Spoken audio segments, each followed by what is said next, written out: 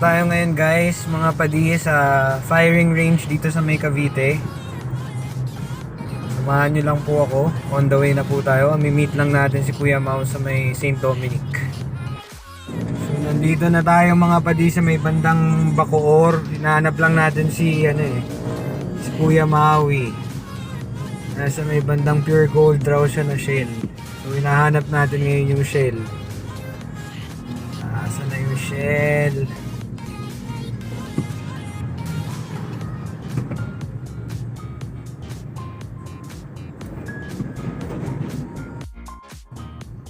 Yan.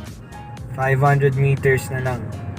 Andun na yung shell. So makita na natin si Kuya Mau. Tapos sundan natin siya papunta ng firing range sa may Orsini ata. Orsini. Tapos tinawagan na rin ni Tito Emil sila Andre para sa Nico's Car Wash. Mamaya bibisitahin natin yung kainan nila doon. Isa sa masarap na kainan sa Cavite. Saan na yung shit?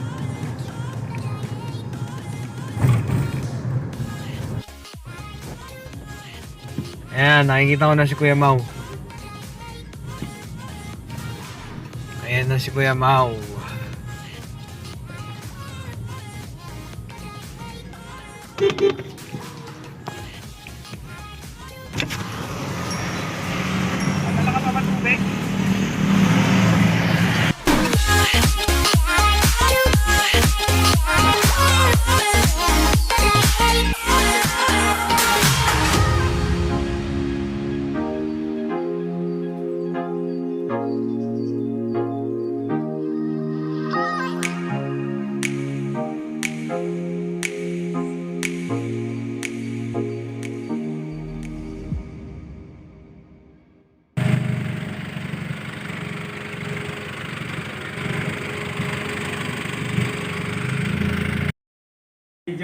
So kayo mga padingan, dito tayo kasama si Kuya Mau, tsaka si Kuya Matt, yung owner and yung mag-guide sa atin. Yes, magandang araw po. Ayun. Salamat Kuya Matt sa sa amin assist. No problem sir, anytime. And welcome po sa Airsoft Territory. Dito po kami located sa Cavite City po. In front ng Cavite National High School. And yan, kakastart lang ng operation ito last year, August 2020. So discuss ko lang po yung ating range rules na meron tayong four commandments to ng lahat ng firing range na mapapasukan natin, no? Mapa-real stillman or airsoft practical shooting range. So number one, syempre lagi nating isipin na yung firearm or yung unit natin, yung pistol natin, whatever yung gagamitin natin na firearm, it is loaded. So bago natin damputin, pag halimbawa nasa table or nasan man nakalagay yan, isipin natin lagi na loaded to, no? Na may lamang bala. No, isipin natin lagi, kahit laruan man yan, airsoft man yan o tunay, before natin kalikutin, bago tayo maglinis, no? Isipin natin lagi, merong laman na bala yun. It is always a safety. No, isipin, etiquette siya. Number one, etiquette siya ng isang disciplined gun owner. So, number two, syempre, do not point your firearm or yung barrel natin sa kahit saan or kahit anong bagay, tao man yan, syempre tao na ayaw nating masasaktan or may masisira tayo bagay. So, syempre, yung baril natin lagi, pag nasa loob tayo ng firing range, lagi downrange ang tutok ng baril natin.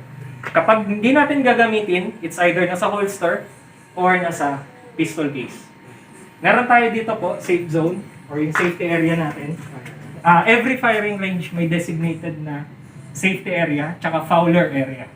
Ang safety area po, doon, kapag nandun lahat ng tao, ang baril natin it's either nakasokbit sa holster or nakalagay lang sa gun case. Walang nagre-reload ng bala, walang naglalagay ng gas. Ang lagay ng bala at gas sa loob po ng shooting area. Ang fouler area naman po, designated area siya to test yung dry firing. Meron kasi mga player na before pumutok, tinetesting lang nila yung sight ng barrel. Tinetesting nila yung optics nila. No? So, pero sa fouler area, hindi pwedeng nakalagay ang magazine. Hindi pwedeng naka-insert ang magazine. So, huwag nating itututok, lalong-lalo na sa tao, no? Kapag kakain magsa-selfie, huwag nyo itututok sa sarili nyo. No, meron kasing na ganyan sa Facebook, parang may na-upload na video sa States. No, nagkataon, yung range officer, ano to, real steel, tunay.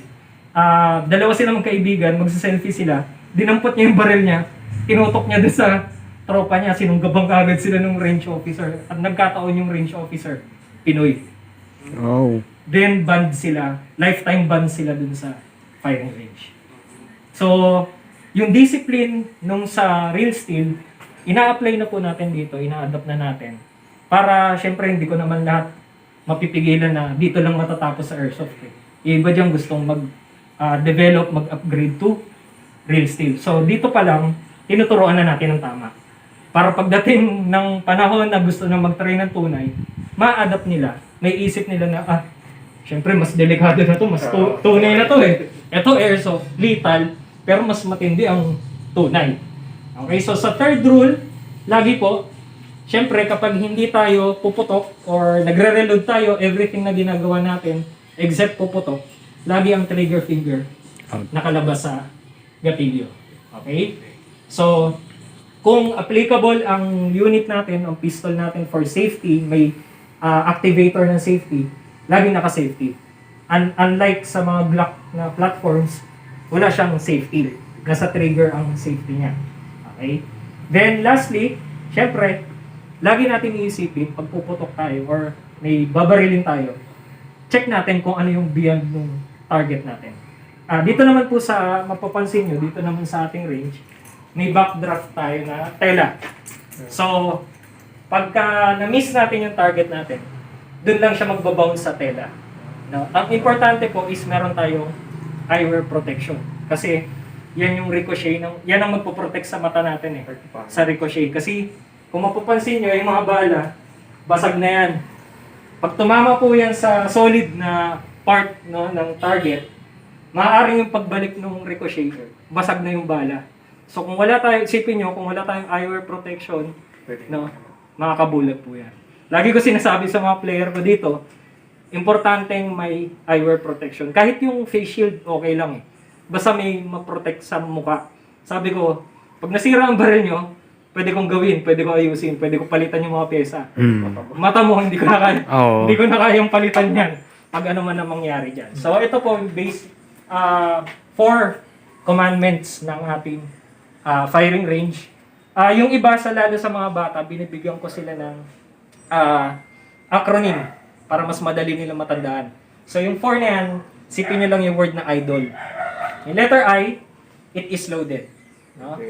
Number 2, D, do not point your firearm sa kahit anong ayaw mong masira or makasakit ka. O, off the trigger. So, I-D-O, then L, locate your target. Locate mo yung target mo, tapos check mo ano yung tatamaan mo. Amen. Ano, sir? Amen. Ay, yung Seymour, sir. Tuturuan niya tayo mga padi. Scope, sir. Ano, sir? 4. Ito tayo sa firing Pang-tuloy na range. baril kasi yun, sir. Yung Seymour. Pang real steel yun.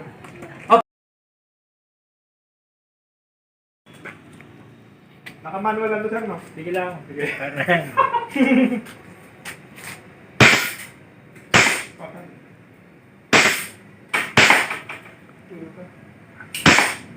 Duling ako rito. Agoy. Ang ina, baka bilit mo na eh. Kasi ni mo, ang lakas ng balik ng bala. Ang lakas nga na recoil. Parang tunay, parang tunay. Oo. Ang balik ng bala niya yun. Pinuto ko nga yan sa yero. Ganun din. Kaya tapos talaga magkasalamin. Puta muntik na ako tamaan sa tanong ko tinamaan. Ang sakit. Puta balik na yun. Mga ganyan kalayo. Oo. Tapos bumalik nito.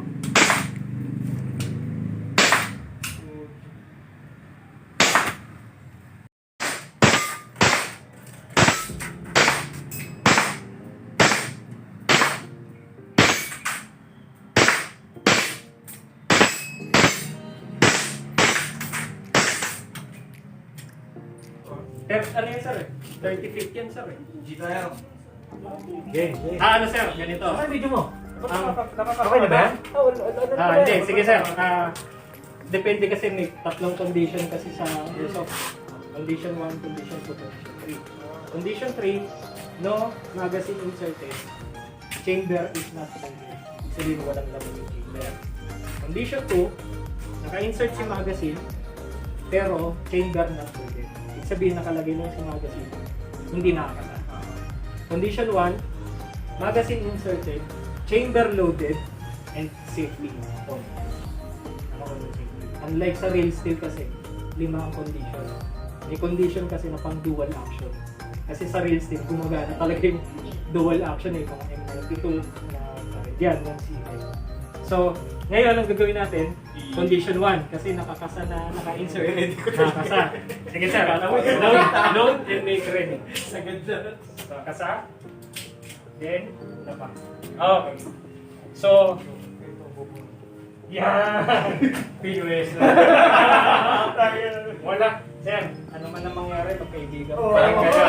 Ako, taga-basar lang ako dito ha. Labas ako dyan.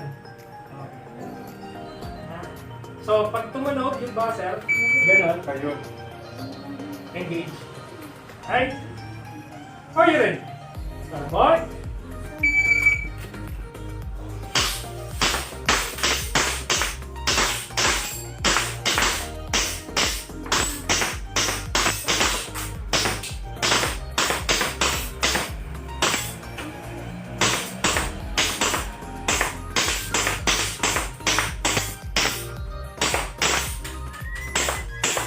Up, load, show clear. Up and down. Oh, safety. Meron pa yan. Up, wala na. Unload. Oh. Show clear. Pressure! Pag show clear, sir, iikakasan nila. mahihila Tapos makikita mo alam mo yung hindi na pa kasi Parang auto-cross-ledge. pag may naiiwan na basyo na so sa air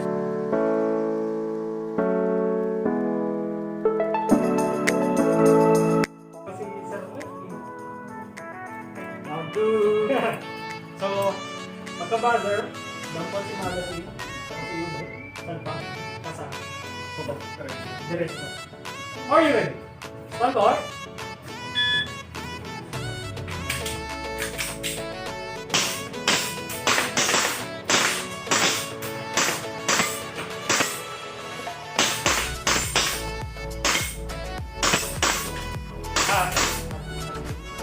Tapos balik.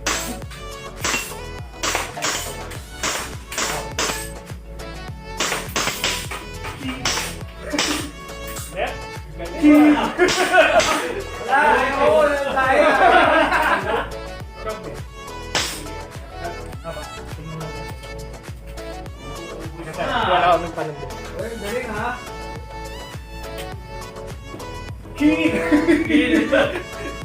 Maliwanag na. Ito, merienda to, sir. May merienda tayo. Ito sir, pantanggal namin ng ano eh. Ng iwan. Ito muna. Parang ako. Drag. Good. Mukhang nagagamay na ni sir yung ay tapa. Wala pa akong baril. Oo nga eh. Parang Bumili ka na ng ano. tayo ka na sir. Natapaisip na si sir.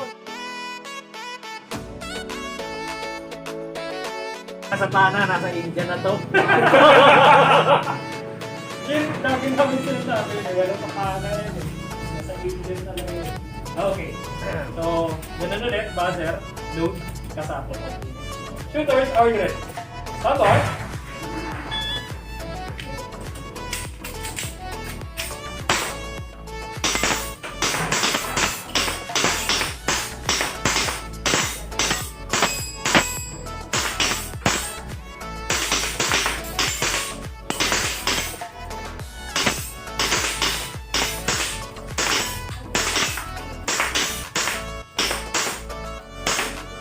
Oh, unload. Okay, tama to. Bilang to. Bilang ha.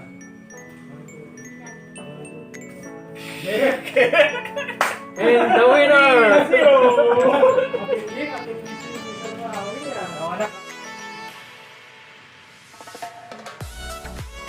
Ang Shadow, yan ang napupusuan ko talaga. Yung Shadow 2. Yung parang sa Pune din siya. May division, classic, production, standard.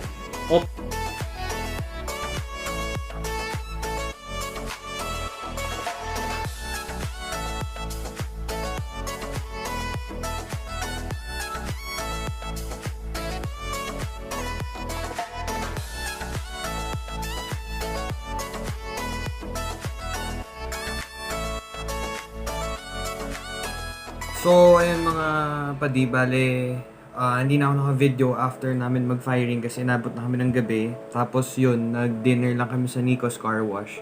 So, siguro yung Nico's Car Wash, gagawin na natin ng susunod na vlog yun. Napakaganda ng place dun sa Nico's Car Wash, pati yung kainan nila, masarap yung food. So, bale, ayun,